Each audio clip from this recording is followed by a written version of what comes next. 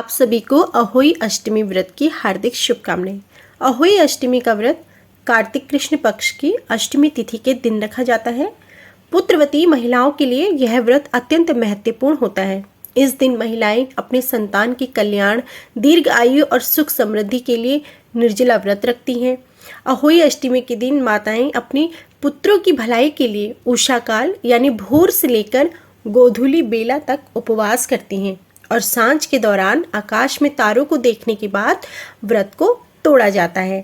अहोई अष्टमी का व्रत महिलाएं अपनी संतान प्राप्ति, उनकी लंबी उम्र और अच्छी स्वास्थ्य के लिए करती हैं।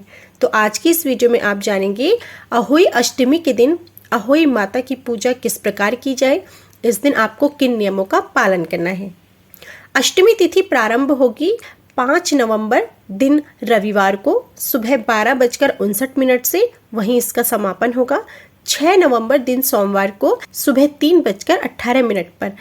इस दिन सूर्योदय रहेगा सुबह 6:38 पर, सूर्यास्त रहेगा शाम को 5:42 पर, ब्रह्म मुहूर्त रहेगा सुबह 5:02 से 5:50 तक। अभिजीत मुहूर्त रहेगा सुबह 11:48 से दोपहर 12:32 तक। राहु काल का समय रहेगा शाम को 4:30 से 6 बजे तक। 5 नवंबर दिन रविवार को शुभ मुहूर्त जान लीजिए। इस दिन शुभ योग रहेगा दोपहर 1:36 तक और रवि नक्षत्र रहेगा सुबह 10:30 तक। पूजा का शुभ मुहूर्त रहेगा शाम को 5:42 से 7 बजे तक।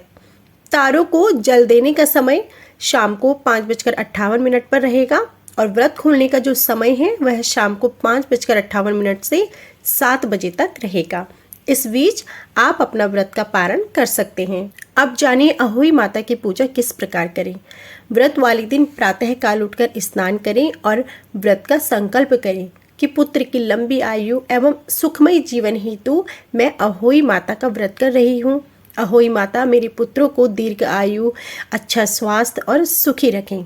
अनहोनी को होनी बनाने वाली माता देवी पार्वती हैं, इसलिए माँ पार्वती की पूजा भी करें। अहोई माता की पूजा के लिए गेरू से दीवार पर अहोई माता का चित्र बनाएं, साथ ही श्याऊ और उसके 7 पुत्रों का भी चित्र बनाएं। उनके सामने चावल की कटोरी, मूली, सिंघाड़े रखते हैं और सुबह दिया रखकर कहानी और कथा सुने या फिर कहें। कहानी कहते समय जो चावल हाथ में ले जाते हैं उन्हें अपनी साड़ी या फिर सूट के दुपट्टे में बांध देते हैं। सुबह पूजा करते समय लोटे में पानी और उसके ऊपर करवे में पानी रखते हैं। यह करवा चौथ में इस्तेमाल हुआ होना चाहिए। इस करवे का पानी दिवाली के दिन पूरे घर में छिड़का जाता है। संध्या काल में इन चित्रों की पूजा करें।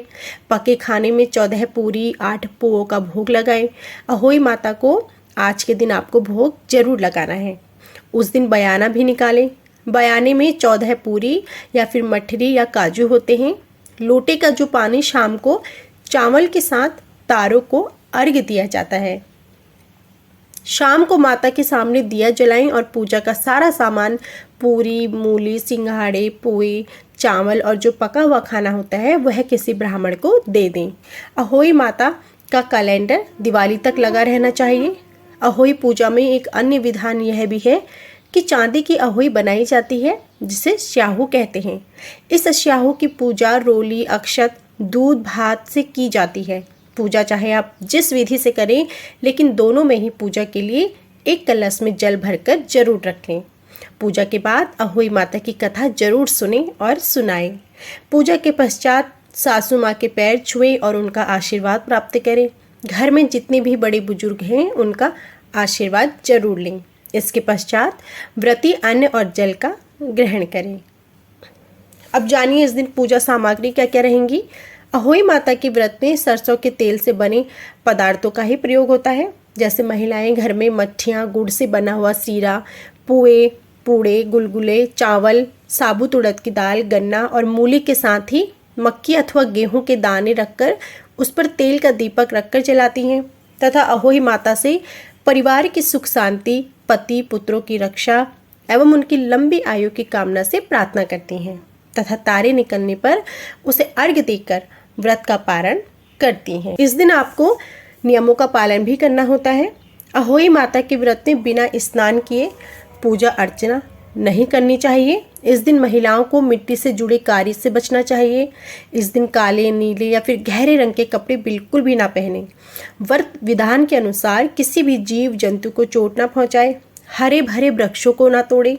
अहोई के व्रत में पहले इस्तेमाल हुई पूजा सामग्री का दोबारा इस्तेमाल ना करें।